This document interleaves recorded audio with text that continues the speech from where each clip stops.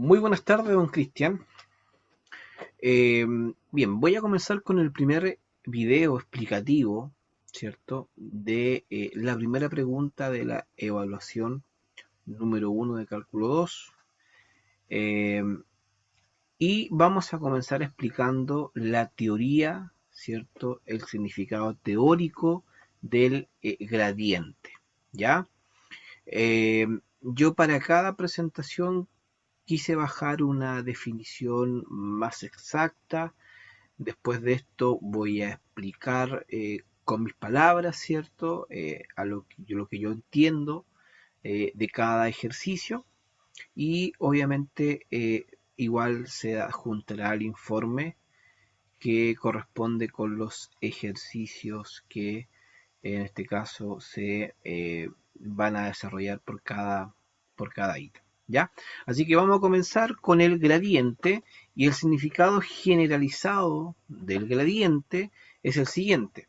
Gradiente es la generalización de derivada a funciones de más de una variable.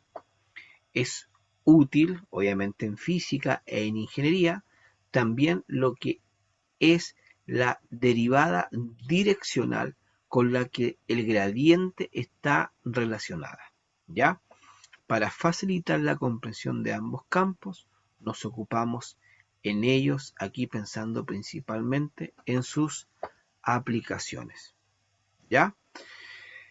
El campo gradiente o la gradiente o el gradiente es un campo, primero que todo, escalar. ¿Ya? Y lo vamos a explicar en base a una función, la cual vemos aquí, ¿cierto? De tres componentes o de tres variables, ¿ya? ¿Cierto? En la cual aquí tenemos una función x y z, ¿ya? Y esa función, ¿ya? ¿Cierto? O su dominio, ¿ya? No devuelve, o la función que devuelve no es un vector, ¿ya? Como lo hace, es cierto, el segundo ejercicio que es la divergencia, sino aquí, en este caso, lo que devuelve esta función es un escalar, ¿ya? Por lo cual,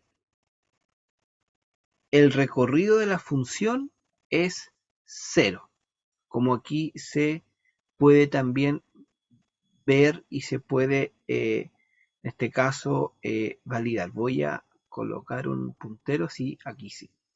Aquí como usted puede ver, profesor, aquí hay una función R en 3 igual R, que esto se grafica en cero, ¿ya? Por lo cual es un campo, como dije anteriormente, escalar. Esta función es un campo escalar. ¿Por qué es importante, cierto, saber que esto es un campo escalar? ¿Ya? Porque solo se puede calcular un gradiente mediante un campo escalar. No podemos calcular un gradiente sin que esto sea un campo escalar. Una vez que nosotros definimos esta parte que es campo escalar, ¿cierto? Ya podemos comenzar con el cálculo, ¿cierto? De los elementos del vector del gradiente, donde se calcula cada función o cada ítem, ¿cierto? De esta función, como lo muestra, ¿cierto? El ejercicio que se presenta en el informe. Así que eso por lo menos es lo que yo pude entender de lo que es el gradiente. Muchas gracias y seguimos avanzando con el video número 2 que es divergencia. Muchas gracias, Cristian.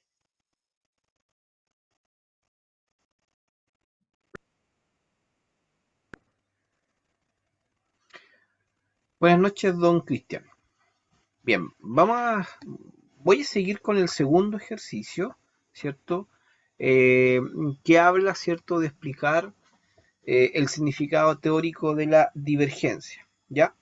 Yo pude sacar de igual forma como el primero una definición una definición, ¿cierto?, más explícita, ya más, en este caso, ya sea de un libro o de internet, que dice lo siguiente: teorema de la divergencia. El cálculo vectorial, o el teorema de la divergencia, también conocido como teorema de Gauss, es un teorema que relaciona el flujo del campo vectorial a través de una superficie cerrada con la divergencia del campo en el volumen delimitado por dicha superficie, ¿ya? De forma más precisa, el teorema de la divergencia enuncia que la integral de superficie de un campo vectorial sobre una superficie cerrada es igual a la integral del volumen de la divergencia sobre la región dentro de la superficie. Esto explicado en palabras un poco más sencillas o lo que hemos visto en clase, ¿cierto? Lo que usted mismo nos ha explicado, ¿cierto? Voy a presentar, ¿cierto? Y lo vamos a explicar en base a una función, ¿ya?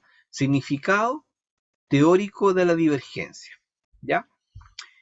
Aquí tenemos una función, ¿cierto?, de tres componentes o de tres vectores, ¿ya? X, Y y Z, que se traduce en tres componentes, como decía, de vuelta también. Estos son el vector base, ¿ya? ¿Cierto? De tres componentes. Y también los tres componentes de vuelta, ¿ya? Que aquí tenemos 1, 2 y 3, ¿ya? Por lo cual, esta función va de, y podemos decir que va de R3 en R3, ¿ya? Esto es muy importante porque tenemos que fijarnos siempre que el campo de llegada que tenga el exponente sea mayor. Aquí tenemos el campo de llegada. Este campo de llegada, este exponente, siempre tiene que ser mayor para poder trabajar el teorema o poder trabajar con la divergencia, ¿ya? Siempre tiene que ser mayor el campo de llegada, que es R3. Y esto es muy importante debido a qué, ¿ya? Esto es muy importante porque la divergencia solo se puede hacer cuando existe un campo vectorial, ¿ya? O sea, aquí tenemos un campo vectorial en esta función. Tenemos tres vectores y que esos tres vectores de igual forma se devuelven. Y para comenzar a resolver el ejercicio, estos tres vectores que están acá, tenemos que darle, ¿cierto?, componentes. Componentes F1, F2, F3. El cual tenemos aquí el componente F1, el componente F2 y el componente F3. Y ya con eso nosotros ya podemos comenzar a desarrollar, ¿cierto?, nuestro ejercicio, y es el ejercicio que vamos a poder mostrar, ¿cierto?, en el informe que también está siendo redactado y entregado para su revisión. Así que eso es lo que puedo explicar a grandes rasgos del teorema de la divergencia. Muchas gracias.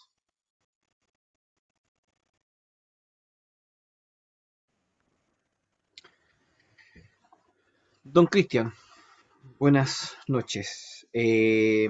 Bueno, en esta ocasión vamos a explicar el teorema rotacional de un campo vectorial, ya que es el tercer ejercicio de la evaluación. Y como lo dicen los videos anteriores, voy a dar una pequeña definición, ¿cierto?, con respecto a este tema, ¿ya? Se entiende por rotacional al operador vectorial que muestra la tendencia de un campo a incluir rotación alrededor de un punto. También se define como circulación del vector sobre un camino cerrado del borde de un área con dirección normal a ella misma cuando el área tiende a cero, ¿ya? Es una definición, ¿cierto?, extraída de internet, ¿cierto?, y que explica y que da una definición general de lo que es un campo rotacional vectorial, ¿ya? De igual forma voy a presentar, ¿cierto?, el ejercicio a realizar, ¿cierto?, rotacional de un campo vectorial, ¿cierto? El teorema básicamente se basa en lo siguiente: se compone de tres vectores, muy parecido a los anteriores, ¿cierto? En la función x y z tenemos tres vectores, ¿ya? La cual recibe también tres vectores, y que estos se pueden definir como función 1, función 2 o función 3, ¿ya? Por lo cual es una función R3 igual R, o sea, entrega tres vectores y recibe tres vectores. Esto es muy importante porque,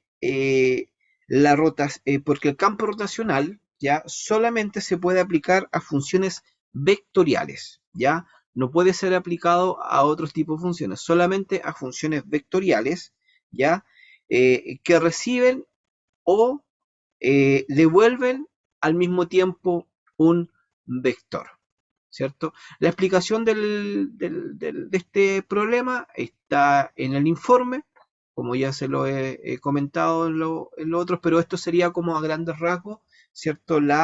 El teorema o la explicación práctica de este campo rotacional, ¿cierto? Rotacional de un campo vectorial. Muchas gracias.